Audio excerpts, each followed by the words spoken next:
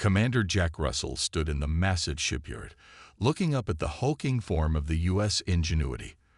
The once proud warship was now covered in dust, its metal skin faded and scratched. Most of its weapons had been removed, and parts of its hull were open to the elements.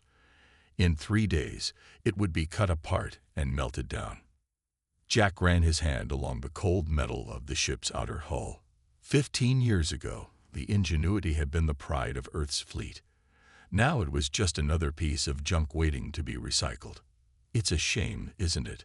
a voice said behind him. Jack turned to see Admiral Diane Carter walking toward him. Her uniform was crisp and perfect as always, but her face looked tired. "Yes, Mom," Jack said. "I served on her for 2 years when I was just starting out." Admiral Carter nodded and looked up at the ship. "The Galactic Coalition rejected our membership application again this morning. The 3rd time in 5 years. Jack wasn't surprised. The aliens who made up the coalition had been watching Earth for decades.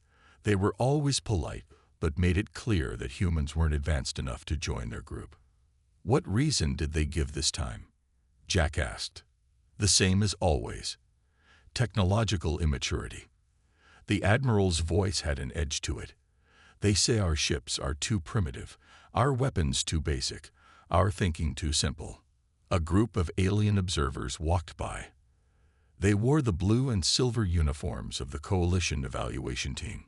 One of them, tall with bluish skin, looked at the Ingenuity and made a sound that might have been a laugh. "Commander Russell," Admiral Carter said suddenly, "how would you like a new assignment?" Jack raised his eyebrows. "What kind of assignment, ma'am?" The Admiral smiled. "A crazy one. I want you to take the Ingenuity and make it into something that will impress the Coalition." Jack stared at her, then at the old ship. "With all due respect, Admiral, that's impossible. The Ingenuity is scheduled for demolition. Its systems are 20 years out of date, and I doubt we have the budget to." "You're right on all counts," Admiral Carter interrupted. "You'll have minimal budget, almost no time, and a ship that should have been scrapped years ago. But I'm still asking you to do it." Jack was silent for a moment. "Why me?" "Because you see possibilities where others see junk," she replied. "I've read your proposals for retrofitting older vessels. Your ideas are unconventional, but they make sense." Jack looked back at the ship. It was an impossible task. "And yet, I'll need to put together my own team," he said finally. The Admiral nodded. "Anyone you want, as long as they're willing." 3 days later, Jack stood in a meeting room facing the people he had chosen. Olivia Martinez, a brilliant engineer who had been passed over for promotion multiple times because her ideas were considered too radical. Adam Clark, a weapons specialist who had been disciplined for experimenting with unorthodox systems. Samantha Reeves, a communications expert who preferred ancient radio technology to modern quantum links. There were 20 others too, all talented, all overlooked, all willing to take a chance. "I won't lie to you," Jack said. "This is probably a fool's mission. We're taking the ship that was cutting edge 20 years ago and trying to make it impressive to aliens who are centuries ahead of us. The Coalition observers are already calling it the human junk ship." He paused, looking at each of them. "But if we succeed, we change humanity's future. So I'm asking you, are you in?" Olivia Martinez stood up first. "I've been waiting for a chance like this my whole career." One by one, the others stood as well. Jack nodded, feeling the surge of determination. "Then let's get to work." 3 months into the retrofit project, the main hangar of the Ingenuity buzzed with activity. Jack Russell walked through the chaos, stepping over cables and around teams of workers. Despite their effort, progress was slow and frustrating. "Commander, we have a problem with the engine cooling system," a technician called out. Jack nodded and kept walking. There were always problems. Every day brought new challenges that seemed impossible to solve, especially with their limited resources. He found Olivia Martinez in her makeshift workshop at the back of the hangar. Parts of engines and strange devices covered every surface. She didn't notice him at first, too focused on the glowing blue cylinder in front of her. "Please tell me that's going to work," Jack said. Olivia jumped slightly, then smiled. "It might. I combined our old fusion drive with some salvaged parts from that Coalition scout ship that crashed last year." Jack raised his eyebrows. Using alien tech was risky, but they were desperate. "Will it give us the speed we need?" he asked. "Better," Olivia said, her eyes bright with excitement. "It's completely different from standard Coalition drives. They use quantum folding technology, but this system creates small, controlled rips in space. Theory says we could be twice as fast as their fastest ships." "Theory," Jack repeated. "Have you tested it?" Olivia's smile faded a bit. "Small scale only. To fully test it, we'd need to install it." Before Jack could respond, Adam Clark burst into the workshop. "You need to see this," Adam said, holding up what looked like a modified engine exhaust port. "I've been studying the waste heat from the main reactors. The Coalition ships use perfect energy conversion, so they don't have waste heat. But we do. And that's a good thing?" Jack asked. "It is when you weaponize it," Adam said with a grin. "I've created a system that collects and focuses our waste heat and radiation. When released in a controlled burst, it creates a kind of disruptive pulse. Their shields won't be prepared for it, because their ships don't create this kind of energy pattern." Jack was about to question this when his comm unit buzzed. "Commander, the Coalition inspection team is here early," a voice announced. 10 minutes later, Jack stood at attention as 3 Coalition representatives examined the Ingenuity. 2 were the standard blue-skinned Novelians, but the leader was a Zentari, a reptilian species known for their technical expertise. "This is your improvement?" the Zentari, Inspector Zorak, asked. His voice had the metallic quality of the translation device all Coalition members used when speaking to humans. "It's a work in progress," Jack replied calmly. Zorak moved around the ship, scanning various components with a small device. "You've attached outdated fusion technology to salvaged Novelian parts. This combination is inefficient and potentially dangerous. We're exploring alternative approaches," Jack said. The Zentari made a dismissive gesture. "Your species' stubborn insistence on doing things your own way is why you remain isolated. The Coalition has standard technologies that have been perfected over centuries." Later that day, Jack found Samantha Reeves working on the communications array. Unlike the others, she was smiling. "You look happy," Jack noted. "I am," she said. "I've been working on our communications system. The Coalition uses quantum entanglement for instant messaging across space. Very advanced." "But," Jack prompted, "but they completely ignore the old radio spectrum. It's considered primitive and obsolete." Her smile widened. "Which means they don't monitor it. I've modified our system to use specific frequencies they would never check. We can hide messages in what they would consider noise." Jack considered this, "so we could communicate without them knowing." "Better than that," Samantha said. "We could potentially listen in on them without them realizing we can hear. Their security is focused on quantum communications, not radio waves." For the first time in months, Jack felt a spark of hope.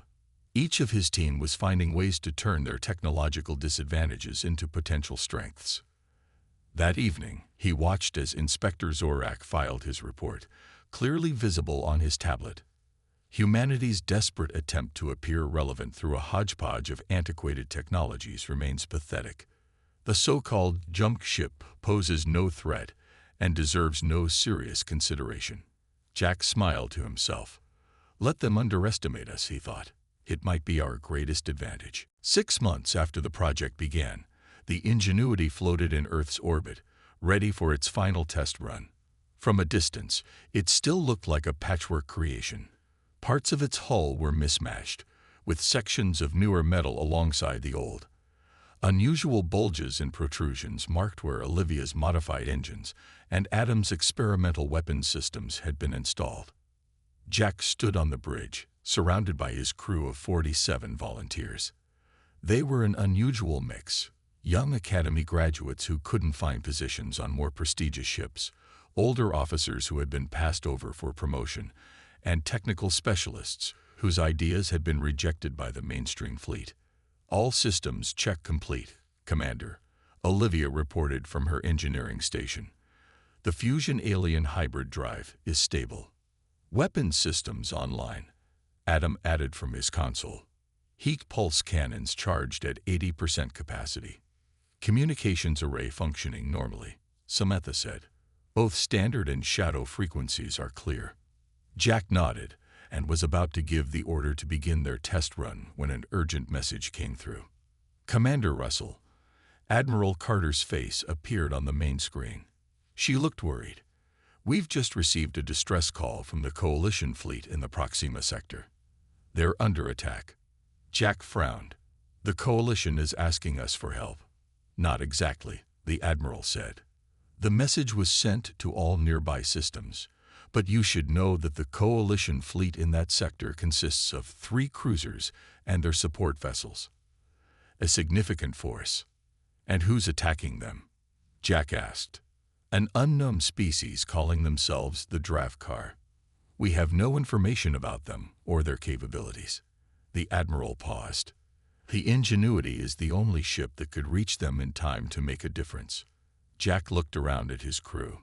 The Ingenuity was untested in real combat conditions. Many of its systems were experimental. If they failed in front of the Coalition, it would set humanity's standing back years. What are your orders, Admiral? He asked. Admiral Carter's expression was grave. Officially, I should tell you to stand down. The Coalition has made it clear they don't want our primitive assistance. She straightened her shoulders. Unofficially, I'm leaving this decision to you, Commander. After the transmission ended, silence filled the bridge. Every crew member looked to Jack, waiting. Opinions? He asked his senior staff. The drive should hold, Olivia said, but I can't guarantee it at full power for an extended period. The weapons are untested in actual combat. Adam admitted. They could work better than expected or fail completely. Samantha spoke next. If we go, the Coalition will be watching. If we succeed, it could change everything. If we fail, we'll be the joke they've always thought we were, Jack finished for her. He stood and walked to the center of the bridge. This wasn't the mission they had prepared for, but maybe it was the mission they needed. Plot a course for the Proxima sector, maximum speed, he ordered, and send a message to Coalition Command. Tell them the Ingenuity is responding to their distress call and will arrive in approximately 8 hours. As the ship's engines powered up and the stars began to streak by on the view screen, a transmission came in from Coalition headquarters. A stern Novelian face appeared on screen. Human vessel, this is Commander Vexlar of Coalition Central Command. Your assistance is neither requested nor required. The Coalition fleet is handling the situation. In the background of the transmission, Jack could see frantic activity and worried faces. We've received the distress call and are en route, Jack replied calmly. The Ingenuity will arrive in 8 hours to provide whatever assistance is needed. Your ship is untested and your technology inferior, Vexlar said coldly. You will only complicate the situation. Stand down immediately. Jack smiled. I'm afraid we're experiencing some communication difficulties. Your transmission is breaking up. He signaled Samantha to cut the connection. As the stars streaked by outside, Jack addressed his crew.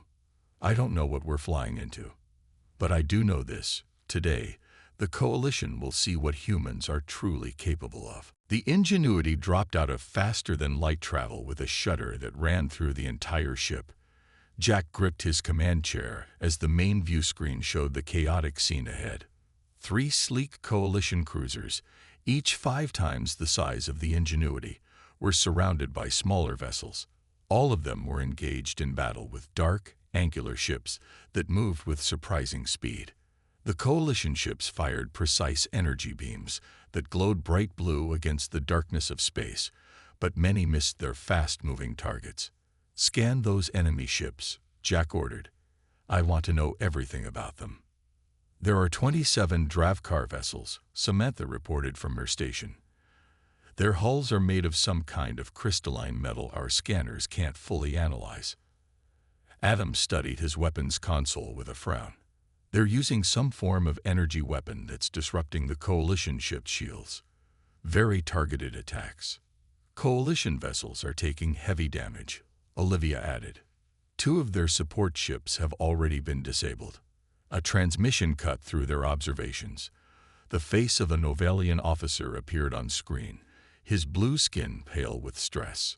Human vessel, this is Commander Vexlar. The Coalition appreciates your concern, but this is a Coalition matter. Stay clear of the battle zone. Jack noticed how Vexlar's ship shook as he spoke. The Coalition was losing. Commander Vexlar, we're here to assist, Jack replied. Please share your tactical information so we can coordinate our defense. We don't need your primitive weapons, Vexlar snapped.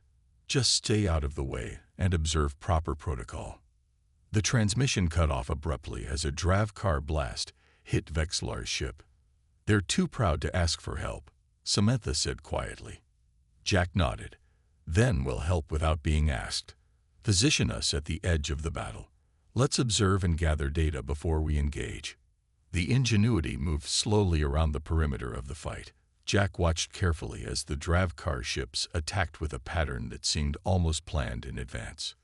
They're predicting the Coalition's maneuvers, he realized. The Coalition ships all use the same standardized battle tactics. The Dravkar have figured them out. Commander, I'm noticing something about their shields, Olivia said suddenly. She pointed to readings on her screen. The Dravkar shields cycle every 42 seconds. There's a 3-second window where they're weaker. The Coalition isn't exploiting that weakness. Adam observed. Their weapons fire at steady intervals. Jack was about to respond when a Coalition support vessel, heavily damaged, began drifting toward a cluster of Dravkar ships. That ship is going to be surrounded and destroyed, Samantha said. Their engines are out, and they can't maneuver. Jack made his decision. Move us between that ship and the Dravkar vessels. Adam, prepare to use the heat pulse cannons if they engage us. The crew looked at him with surprise. Sir, Commander Vexlar ordered us to stay out of the fight. His first officer reminded him. And if we were here as observers, I would comply, Jack replied. But we're here to help, whether they want it or not. The Ingenuity moved forward, its mismatched hull gleaming oddly in the light of distant stars. Several Dravkar ships noticed their approach and broke off from the main attack to intercept them. They're coming for us, Adam reported. 3 ships, heavily armed. Hold course, Jack ordered. Let's show the Coalition what the human junk ship can do. The first Dravkar energy blast hit them seconds later. The Ingenuity rocked, but its shields held. Shield strength at 92%, Olivia reported with surprise. That should have done more damage.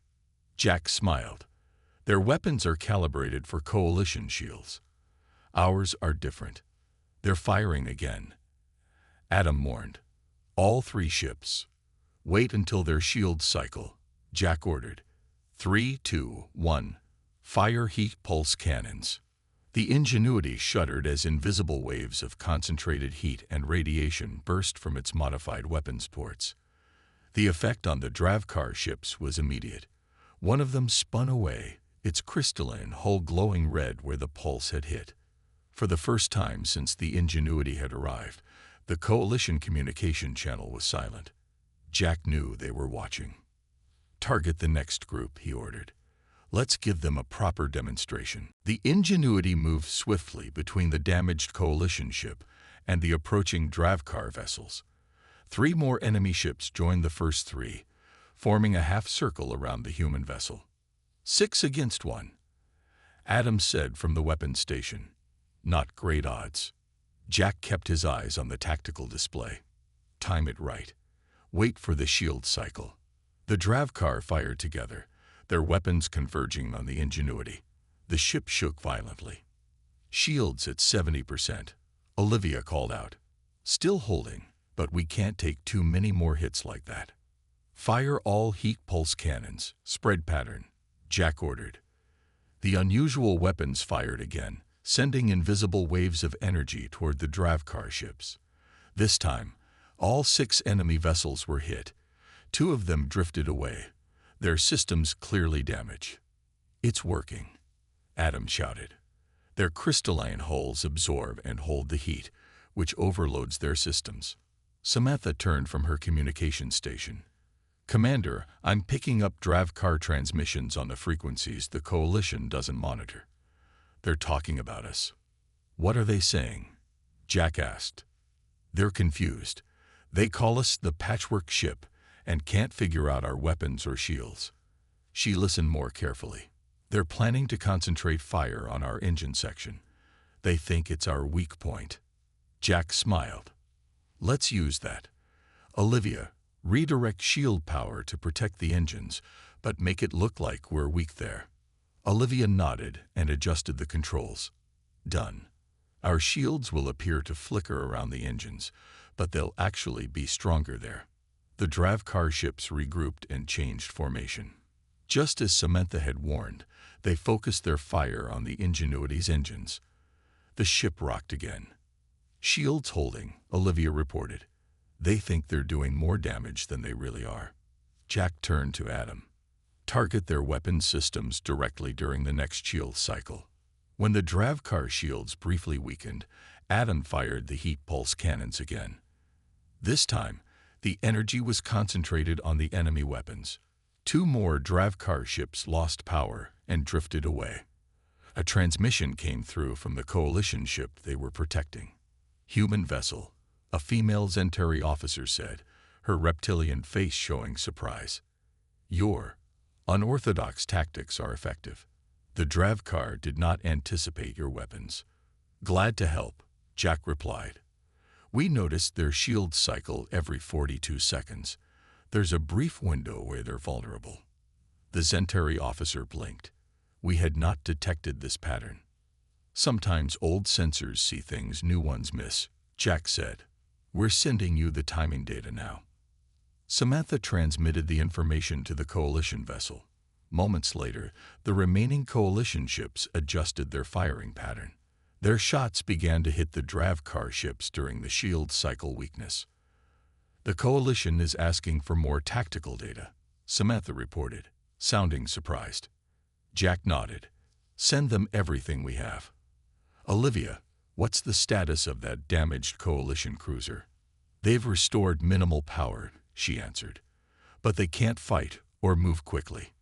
Position us to escort them back to the main Coalition fleet, Jack ordered. As the Ingenuity maneuvered to protect the damaged cruiser, 3 more Dravkar ships approached. They're not giving up, Adam said. Neither are we, Jack replied. Fire when ready. The heat pulse cannons fired again. This time, one of the Dravkar ships exploded in a bright flash that briefly lit up the darkness of space. Direct hit on their power core, Adam reported. The other 2 Dravkar ships moved away quickly, rejoining their main fleet. A new transmission came through. This time it was Commander Vexlar himself. Commander Russell, he said, his tone less dismissive than before. Your assistance has been helpful.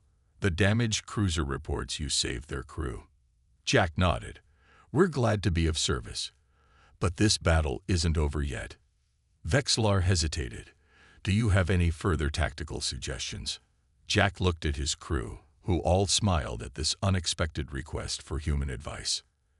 Actually, he said, we might have an idea that could turn this whole battle around. Jack stood on the Ingenuity's bridge, looking at the tactical display. The situation remained critical. Despite their small victory, the Dravkar still outnumbered the Coalition ships. 15 Dravkar vessels remained operational, while the Coalition was down to 2 cruisers and 4 support ships. The damaged cruiser they had rescued was limping back to safety. Commander Vexlar is waiting for your tactical suggestion, Samantha reminded him. Jack nodded and activated the communication channel. Vexlar's face appeared on screen, looking less arrogant than before. We've analyzed the Dravkar attack patterns, Jack began. They target ships in a predictable sequence and always follow the same retreat path when damaged. We've noticed this as well, Vexler said, but knowing their pattern hasn't helped us defeat their superior numbers. That's because you're fighting according to standard coalition tactics, Jack said. The Dravkar have studied those tactics.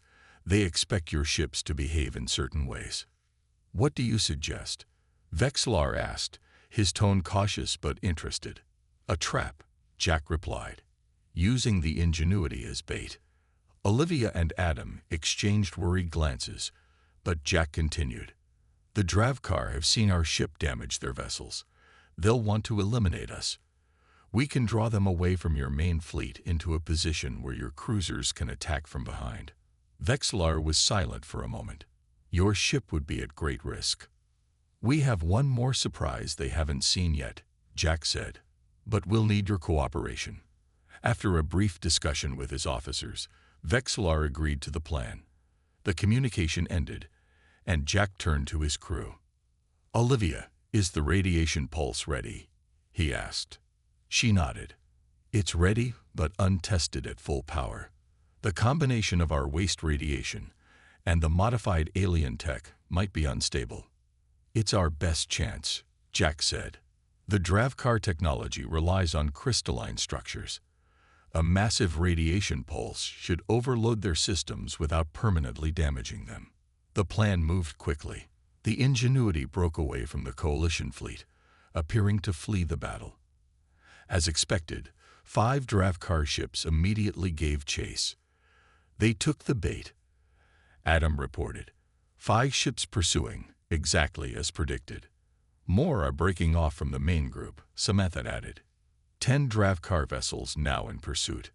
Jack watched the tactical display carefully. Keep our speed just above theirs. Make it look like we're struggling to escape. The Ingenuity led the Dravkar ships away from the main battle, its engines glowing erratically as if damaged. The pursuing ships moved closer, sensing victory. They're sending messages to each other, Samantha reported, listening to the communications.